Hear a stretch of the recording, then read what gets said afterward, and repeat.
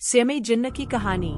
बहुत साल पहले एक छोटे से गांव में लोग कहते थे कि वहाँ की पुरानी हवेली में एक जिन्न रहता है। वो हवेली हमेशा अंधेरे में डूबी रहती, खिड़कियों पर जाले और टूटी हुई दीवारें, जैसे कोई सदियों से वहाँ रह रहा हो। गांव के लोग कहते थे कि रात होते ही हवेली से अजीब आवाजें आती है, कभी हंसी, कभी रोने की चीख। किसी ने दावा किया कि उसने एक लंबा सा साया देखा जो बिना पाँव के हवा में चलता था। एक बार गांव का एक बहादुर लड़का अर्जुन उस हवेली में गया।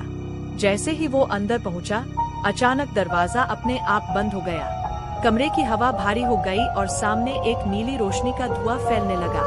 उस धुएं से एक विशाल जिन्न निकलकर बोला, जो मेरे रहस्य को सुलझा लेगा वही सुरक्षित घर लौट पाएगा।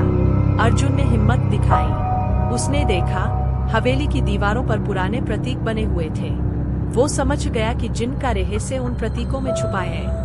धीरे धीरे उसने उन निशानों को जोड़कर एक आकृति बनाई। जैसे ही आकृति पूरी हुई, जिन्न की आंखों की आग शांत हो गई। जिन्न बोला, तुमने मेरी कैद का ताला खोल दिया है। सदियों से मैं इस हवेली में बंधा था, अब मुक्त हूँ। इतना कहकर जिन्न हवा में गायब हो गया। हवेली की दीवारें टूटकर जमीन में समा गई और वहाँ केवल एक खाली मैदान रह गया।